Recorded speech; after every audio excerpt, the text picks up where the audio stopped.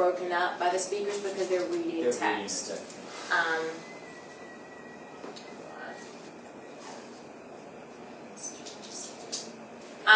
So no, the two big things I would say about this speech. We did the ah, said the ah to ooh. No R color. There is not an, you will, if there is, so for instance, the word start, start.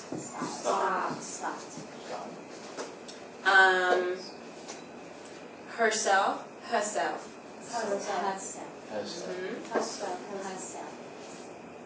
They're going to drop that R as much as they can. So then you have, when the R is a double R, like in the word hurry, they're going to put it back in when it's a double R sound. But if it's a single R sound in the middle of the word, and even at the end, they're not going to say it. Every single time or sometimes? Every single time. It's universal on both of our speakers, male and female. Those are two big things, and if you don't do anything else, don't use R color when it's a single R in the middle of a word, and we're not going to go ah and up and duck and all those ooh, ooh, ooh, ooh. Okay? Alright, let me try this again. I think it's going to work this time. So this one is a hard one, and we're going to practice it more when we hear the speech. The L is glottal. This is very kind of like not as intense as a Slavic accent would be. Like if I said the word lateral, and they went lateral, kind of all back. But they do make it. They push the L. So if I say will, not. So in the term in the beginning of a word, so in the word like letter, they'll go letter. Hear that? So it's not letter. It's not at the tip of my teeth. They're gonna take it back and make the sound letter. Gave a letter to her. It's kind of how I say words normally, and I have a problem because I was asked to try to place it forward to love. And you're going to hear that in this speaker, female speaker in this Game of Thrones episode as well. But it's something that if you do it too heavily, you're going to sound Slavic. So you don't want to go too hard on it. But this is something another thing to choice to kind of sprinkle it in and make the choice when you have words that begin with an L. In with an L, they're going to drop it sometimes. You may just go will. Will. They're not going to go will. They're going to will. Put a W kind of sound on it. Will. Yeah. Will you do it? Yeah. Will, what are you doing? Will. Yeah, right? What are you doing? Mm-hmm. Yeah, and doing. Will, what are you doing? Doing. See, I went do because I've been teaching speech. Doing. Alright. Hold on, I'm about to pull this up for us. I'm excited. Is it the girl who's on the... Yep. Beyond the Wall. Yes. People Beyond the Wall all speak in a Manchester dialect, as does Jon Snow, interestingly enough. He says And these are, I wasn't going to use it at first, but these are all British speakers, and so I thought, this is really interesting to see how they do that. And I marked down the episode on my paper, so yeah. So season 2, episode 7, 9 minutes in. Here we go. So this is good because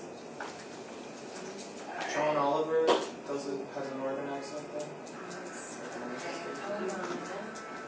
Let's go back. Here.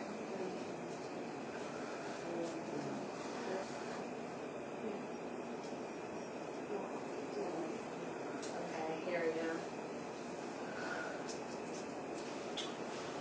Almost there, guys.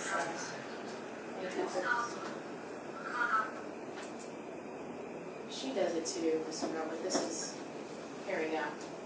So, just listen. I'm going to try to turn this on here.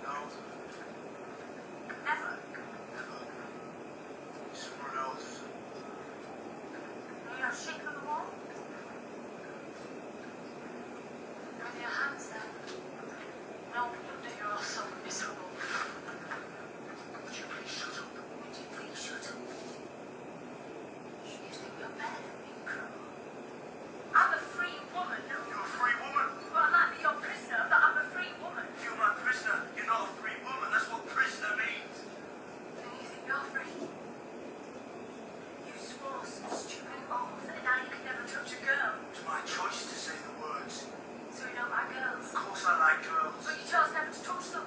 There's a price you pay if you want to be a man of the night's watch.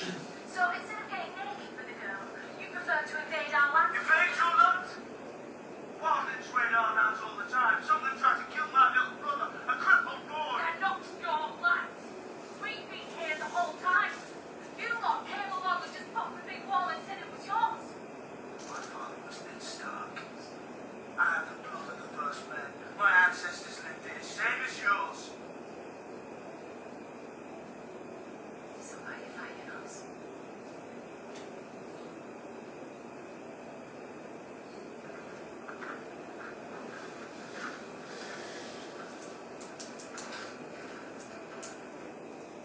So did you hear some of those? Especially in the word, you heard that L, lands. She kind of went really, like, he said lands. She went lands.